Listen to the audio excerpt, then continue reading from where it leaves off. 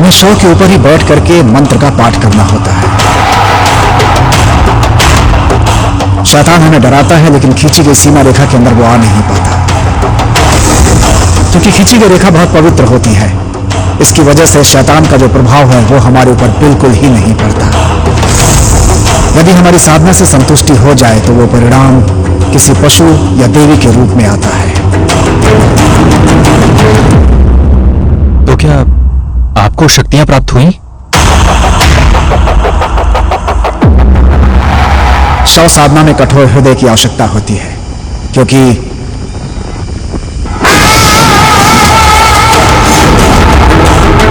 कई बार जब हम अभ्यास में लीन होते हैं तो इसकी संभावना होती है कि शव उठ करके बैठ जाए। ज्यादातर लोगों का इस वजह से हार्ट अटैक हो जाता है, लेकिन जो इसे सह जाए वो सफल हो जाता है। मेरी पूजा में यह हुआ कि मैं बेहोश हो गया। मुझे होश आने में कई दिन लग गए।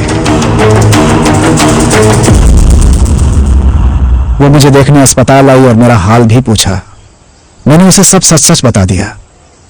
उसने मुझे डांटा और मुझसे वचन दिया कि मैं दोबारा ऐसी पूजा कभी ना करूं।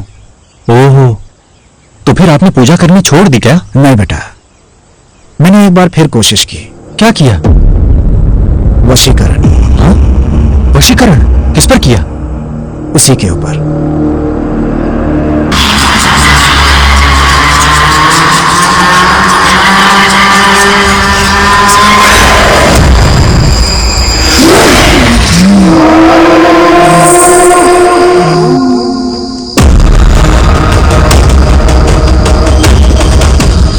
भैया, दीदी कहीं जा रही है।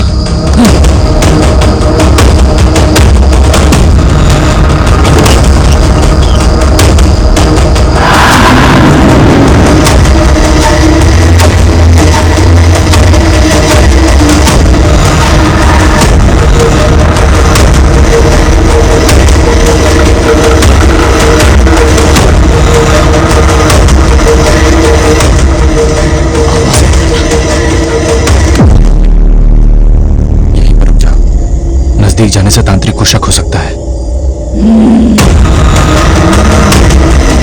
अब मेरी बात पे यकीन हो गया ना कि मैंने सही कहा था।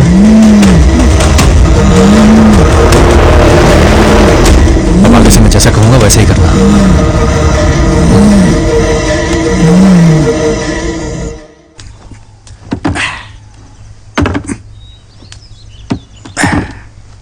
आजकल करंट का काम बहुत हो रहा है। सब आप ही की देन है मामा, वरना वही नाले के काम पे ही लगा रहता।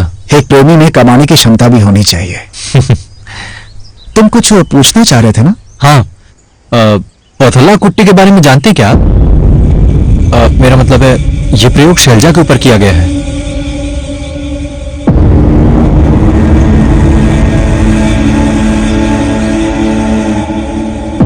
तो फिर क्या बाबा ने जो कहा वो सच है मामा?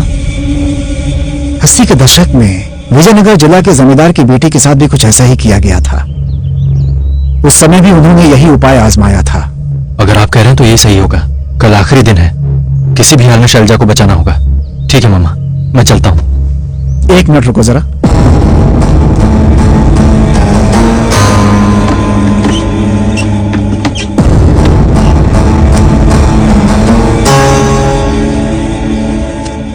ये विष्णु कांति है जिसे देवी गायत्री की पूजा में डाला जाता है। वहां जो भी जाए इसे माथे पर लगा ले। उपाय हो जाने के बाद ये तुलसी जल अग्नि में डाल देना। ठीक है, जाओ।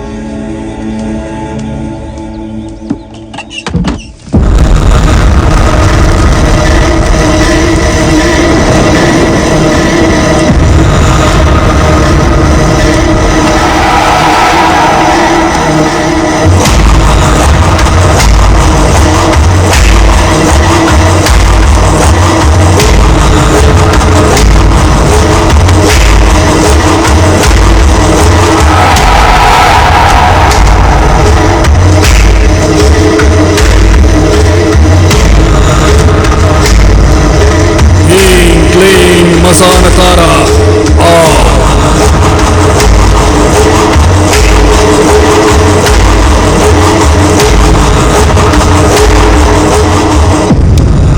मेरी इस खूबसूरती को देखकर पागल हो गया हूं। तेरी बलि देने के बाद गांव वाले भी तेरे शव को देखकर कांप उठेंगे। इतनी बेरहमी से मारूंगा तुझे।